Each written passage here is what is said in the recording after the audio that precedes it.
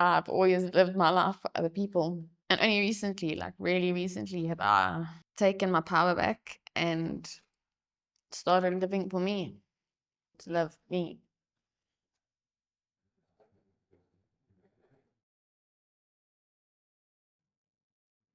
All right, we're rolling. You're going to have to get me going. Rolling. Where do you want me to start? Hey Lee, how you doing? Good of you. I'm good. Tell me about yourself. Where'd you come from? I've always been in Johannesburg. I came from Turfentine, grew up in Kibla, started studying. I went to Maria for Yun, so Alberton side. What was your family life like? I don't know if you could call it a family life. It was a life with a lot of people who didn't talk to each other, no communication. My mom tried her best. Dad was always away, never there. When he was there, he was over controlling. What'd your dad do? What'd your mom do? My dad builds roads. He's a road construction. So he's been all over. My mother's a paralegal, which also made me study after school. I went into the legal world for 15 years. Brothers and sisters? 2 brothers, 1 sister. I'm the eldest. It's me, 18 months between my brother. And then my other brother, 6 years and 8 years between me and my sister. What was your childhood like? I don't know if I had one of those. I've been raising children since I was a child. I don't think I ever had the option of being a kid, being carefree. My biggest goal growing up was always to make sure that my brothers and sisters, that they kind of never went without and they got more than I had. Even though they may not think that I did that, or believe it, or remember. I've always lived my life for other people. And only recently, like really recently, have I taken my power back and started living for me, to be comfortable, to love me. Thank you.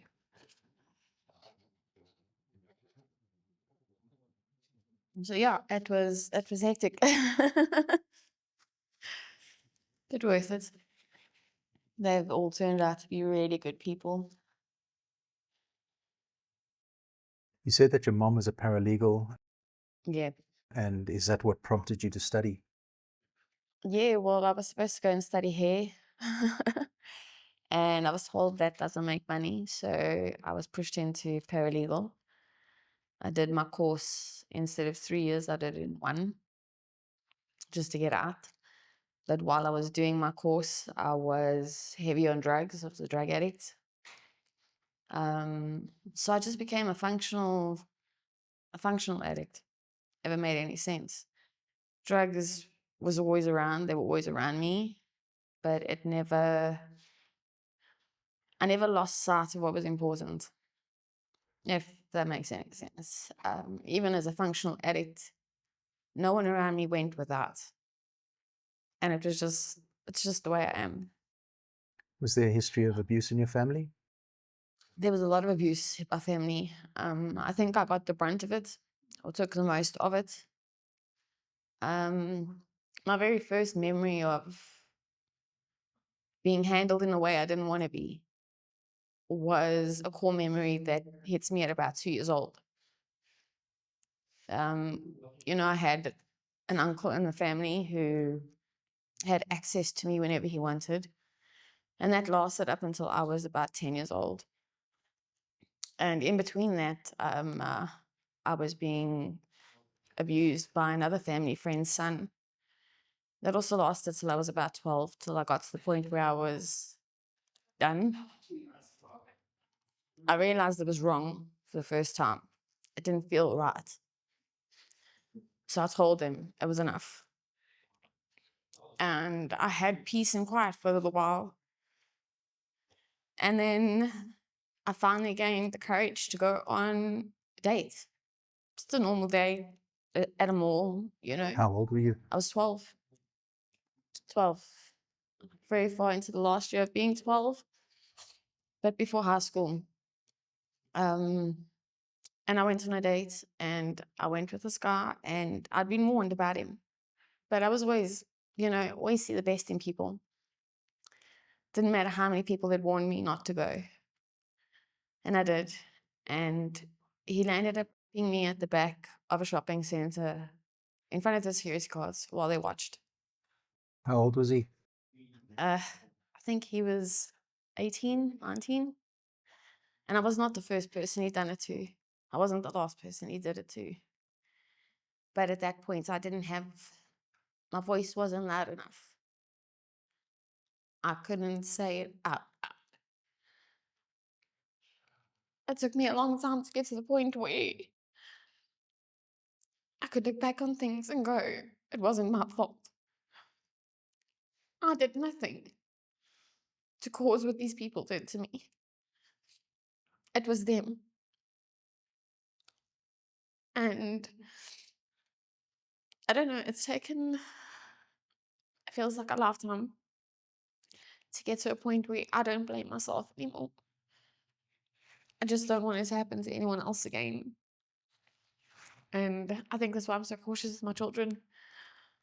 It comes down to my kids from a very young age. I don't trust anyone with them. I battle to trust people in general. But if you are in my circle and I love you, I will do anything for you. Regardless of how right or wrong you may be, I'm always there for someone or anyone who needs a shoulder. And I've realized also that taking that on allows me to forget my own troubles. It allows me to forget who I am for a while and dwell in someone else's issues and problems that don't quite seem as bad as mine and that have logical explanations. I just can't give myself those same answers that I give everyone else. Going back to your paralegal studies, you said earlier that it was a 3-year course and you did it in 1 year. Finished the course, distinction, yeah, I did pretty well. And I was addicted to cocaine at the time. Yeah, I studied through Boston. I did my paralegal and conveyancing course. My mom was like, you have to get something behind your name, regardless of what it is. And I started working with her in the company that she was working with. And I stayed there for quite a while. And then I got to the point where I just kind of felt like I needed to move. I was stagnating too much. The drugs were becoming a serious problem. The drinking was becoming a serious problem. And the people I worked with weren't against what I was doing. So I moved to Pretoria, got a new job there, moved in with another person who I thought had my back. And after about maybe a year, maybe even less than a year, he left me alone in Pretoria. Maxed out all my credit cards, maxed out everything. I had nothing. I lost my job. I was in a really rough place. Like, I didn't quite know where to go. I went to my parents and I asked for help. I said to them that, if we don't get to the point of where, like, you can help me, I have to then go and do things I don't want to go do. And my dad was kind of like, he's hard. So he was like, well, go do whatever you need to go do. Make it work. So I started dancing, started traveling to different clubs and doing shows and stuff like that. And I survived like that for 2 years. I was all over, nowhere, with everyone, with no one. It was a very lonely time. Were you still continuing with the substance abuse? It was on and off. I would like to say that I was more clean, but I did experiment with a lot of things. I mean, being alone and not having anyone that you know or you trust leads to bad decisions at the end of the day. That's why I'm so worried about who I surround myself with now. But back then, it was kind of like whoever was available, whoever was around. I got into some other crazy things. Like I went a little bit further than coke. I started smoking meth. I smoked meth for a while, and then I got to the point where, like, I was out of control. This needed to stop. How old were you by this time? I'd say I started dancing when I was around 21. No, younger, around 19, 20.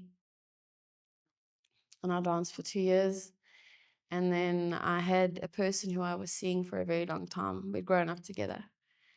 And he was always there to pick me up or be around me. He wasn't a boyfriend or anything, but he was very close to me. And then I came back one time and I was crying and I'd had enough and I'd really been treated badly where I was. And he said to me, "How much do I need to put in that you can stop this?" And he gave me a way out. And the condition was that we get engaged and we live together and we build a life together. And I stopped dancing, I stopped traveling, I stopped doing what I'm doing. And I become a housewife. And I did that for 5 years. um, yeah, and then that didn't work out. Did you get married? No, I didn't. Got engaged, never got married.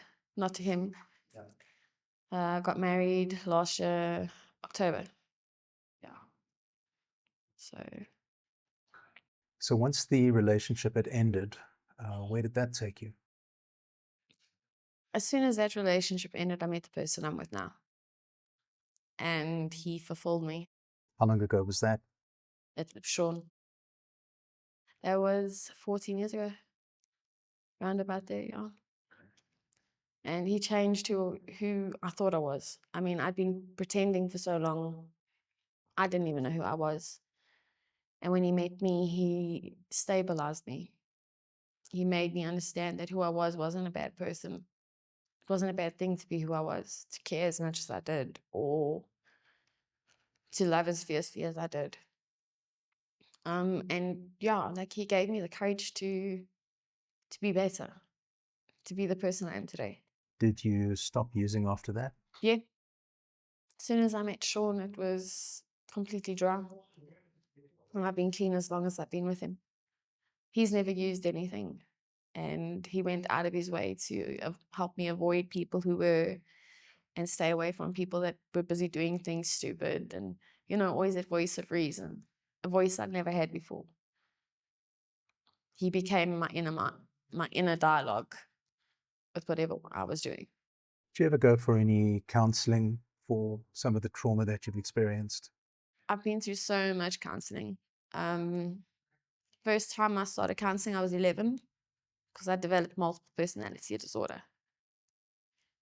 And parents didn't know what was going on and why there were so many different people talking to me and talking to them and how we didn't remember things. And that was the first encounter I had with them, and they dosed me up on medication and just kind of made everything fizzle out.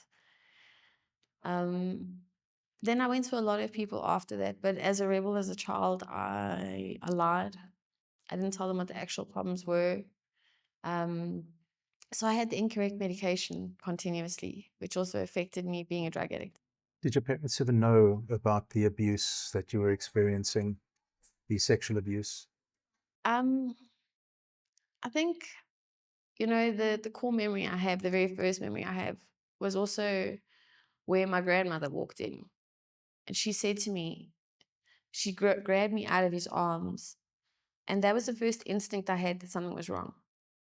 She was the first person to do something about it, or to say something about it, or to acknowledge it. And this was with your uncle? With my uncle, yeah. I don't even know. And it's a very weird story as well with him, because he was gay, but he was married to my aunt and he was a feeder. So he would feed her so she couldn't go anywhere. and he'd go out with his boyfriends and stuff. And that carried on, like, the abuse with him carried on for at least 8 years. At least. How much older than you was he? He was probably around about 50 at that point in time. 50, 60, within that age range. And he didn't just abuse me, he would make me decide. He would ask me, do I take you or do I take your brother? From 3 or 4 years old, it was a choice I had to make. That's not a choice any child should have to make. And I always protected my brothers and sisters. That's why, I'm so adamant about them being better. And when my aunt was dying recently, she came to come stay with us. And she brought a whole bunch of these old, like before VHS, I don't even know what they were. Like these tiny little tapes you used to put into the recording cameras, like the home cameras. Yeah. And she said that before she died, she wanted to get them converted onto disc. And when my mother told me, I said to her, please, like I'm asking you very nicely, leave them in the rain or burn them or get rid of them, because I'm on half of those tapes in places I don't want to go back to. And that was when I came out to my family. That was when they knew about, they only really knew about the abuse, I'd say, from 5 years ago. I'm 37 now, so at 32, I told them. It was always hidden from them. I felt dirty and disgusting. I felt like it was my fault.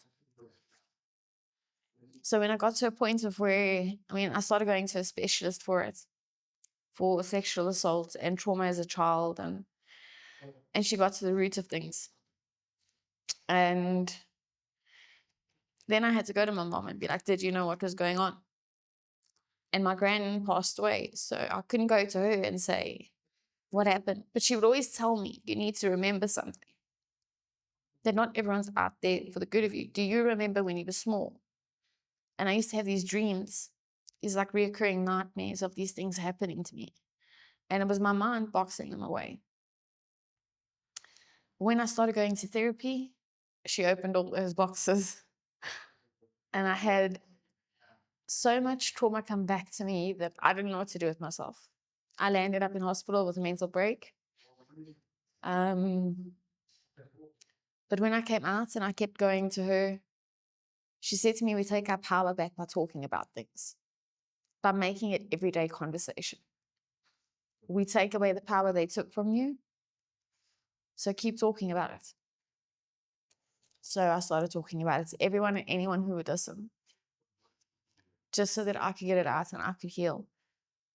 And in doing so, I found that a lot of other people around me, like that are very close, that haven't discussed it, were way more open to coming out and telling me, listen, I've been through the same thing. And I realized that's why she told me to speak about it. It wasn't to just get it out. It was to find other people like me. And together, we find a way of healing that's completely different to someone who's never experienced what we had gone through. So let's go back 14 years now. You've been with Sean for the last 14 years? And you got married a year ago? Yeah. What have you been doing for the last 14 years? I had 2 kids. I left dancing. How old are your kids? My kids are, my oldest is turning 11. My youngest is turning 8. I was also told I could never have kids. And so is Sean. So they are miracle babies. They're definitely meant to be here.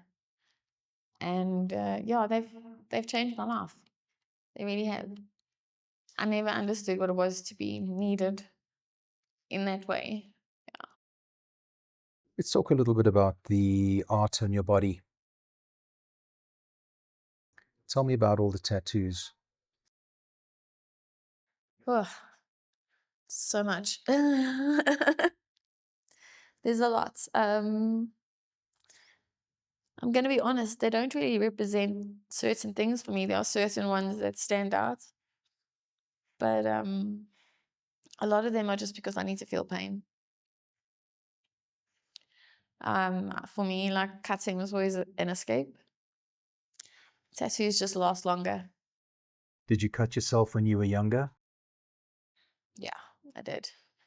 I was also bulimic and just really not taking care of myself in general.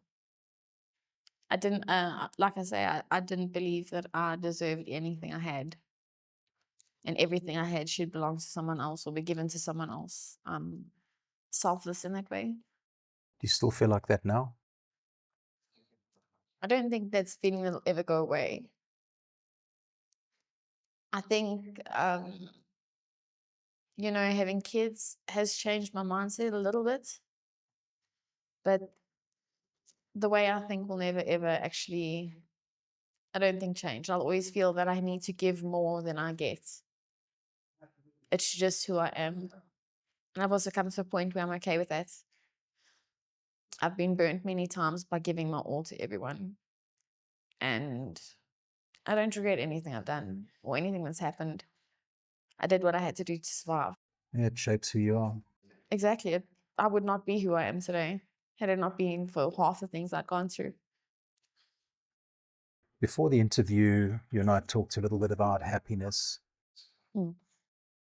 And you said to me that you're happier now than you've ever been. Tell me a little bit about what helped shape those feelings. It's been a lot of inside work.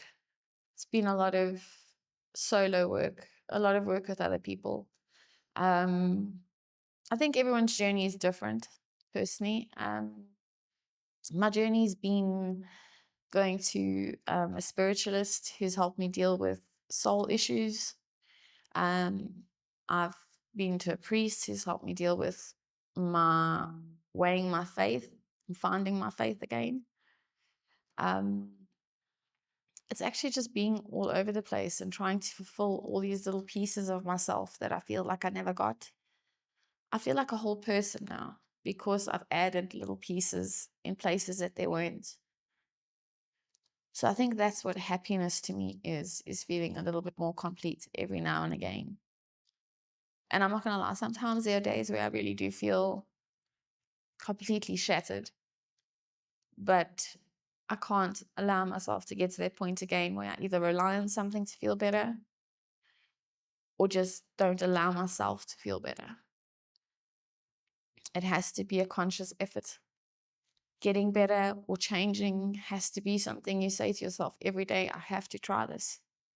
Get up every day and have it on your mirror. Read it every day. Be it every day. And if you keep doing it on and on and on and on, eventually you're going to convince yourself you are what you say you are. You have a lot of facial tattoos, which is actually quite a brave thing to do. But at the same time, you must get a lot of looks on the street. What made you go down that route? Well, for me, it's different aspects. The one on the bottom of my chin represents my 3 miscarriages that I had, one for each baby. It's a ancient type of tattooing through Aztec, Mayan, Maori, Polynesian. Women carry their tattoos on their chin. So I have my 3 babies, and then I have underneath my chin the strength to follow them through with their journey until we meet again. The other 3 I have on my face, those are my 3 now kids. And the line specifically is worn by warriors, Aztec warriors or priestesses. It's to invoke fear. I think a lot of my facial tattoos come down to I don't want people to look at me. And if you look at me, I want you to look at me and not approach me in a way. It's as if someone else had to put on battle armor. All my tattoos are my battle armor. They've all become a reason why someone won't come up to me, a reason why someone wouldn't do something to me that I wouldn't want them to do. It's almost like a battle cry without screaming. And the one that you have on your forehead? The forehead is the crown. It's a Viking crown to symbolize my 2 boys that I have.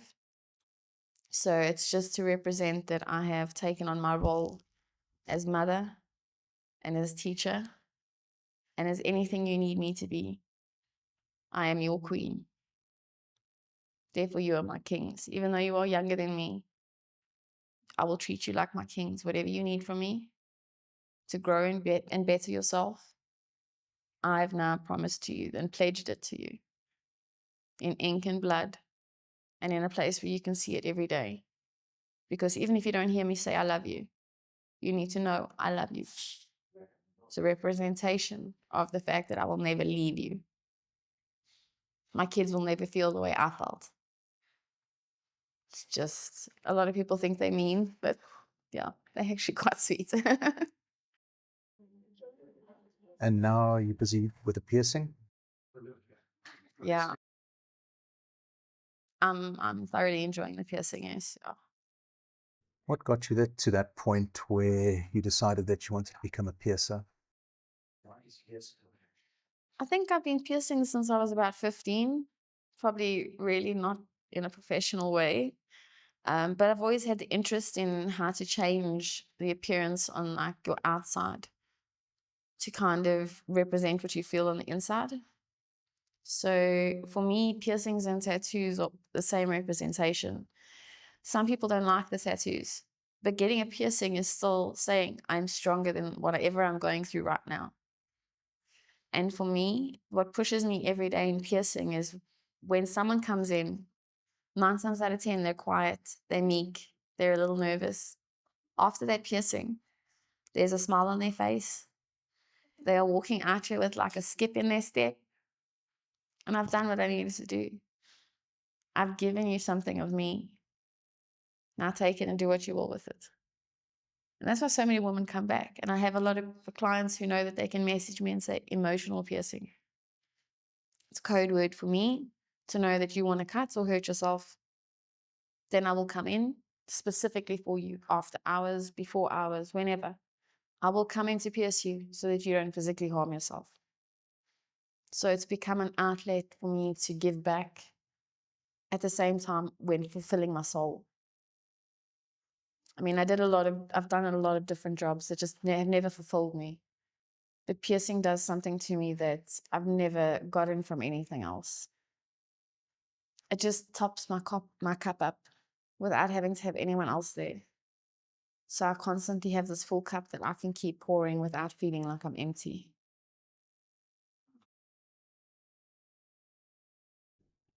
If you had a time machine and you could go back in time, what would your advice to your younger self be?